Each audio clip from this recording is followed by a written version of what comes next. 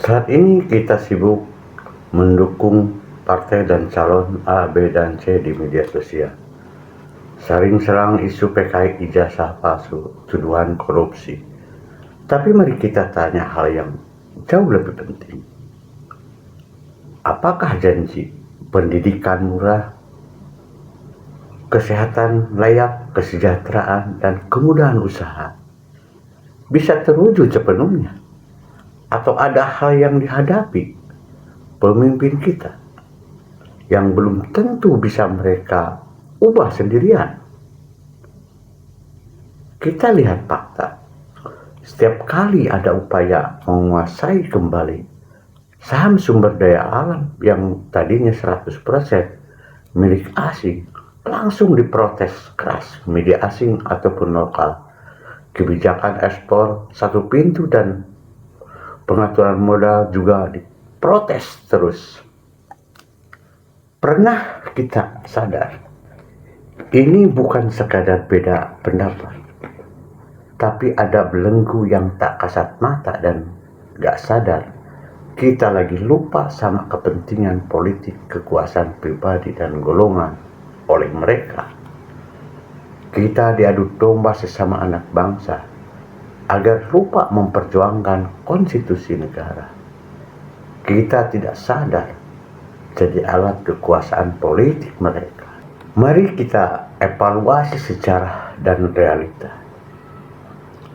Kita lihat benang merah dari Orde Baru sampai sekarang.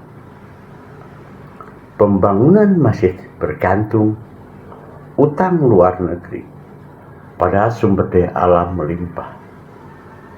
Pendapatan negara lebih banyak dari pajak rakyat, bukan hasil kelola kekayaan sendiri. Sumber daya alam terus diserahkan ke swasta dan asing. Badan usaha milik negara diprivatisasi hingga bisa 100% milik pihak lain. Bunga bank di Indonesia paling tinggi di Asia, menyulitkan anak bangsa. Susahnya pemerintah ambil kebijakan yang pro rakyat banyak. Lalu pertanyaannya, apakah ini benar-benar hal yang bisa diubah begitu saja oleh pemimpin baru?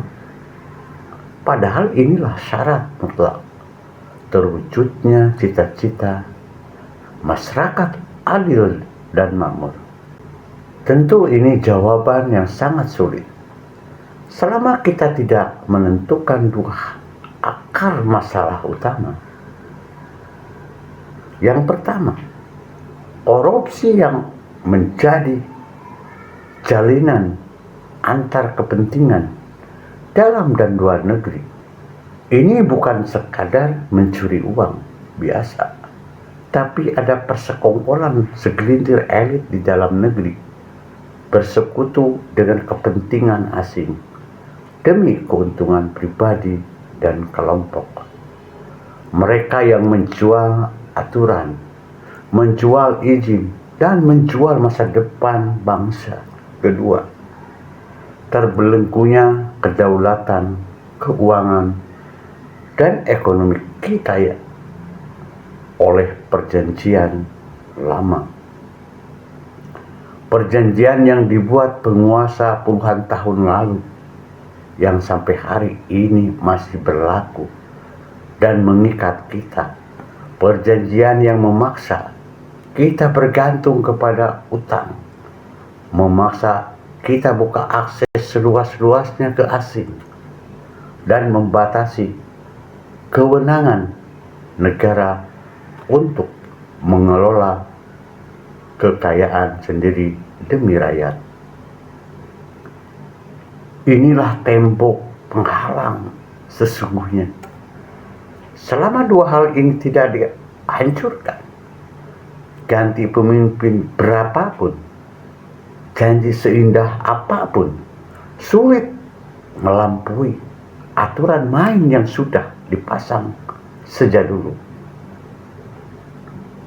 Jadi teman-teman, jangan hanya melihat siapa yang berjanji, lihatlah siapa yang berani menatap dua akar masalah ini, yaitu berani memutus persekongkolan korupsi dalam dan luar negeri. Selanjutnya, berani merevisi dan membatalkan perjanjian lama yang membelenggu kedaulatan kita.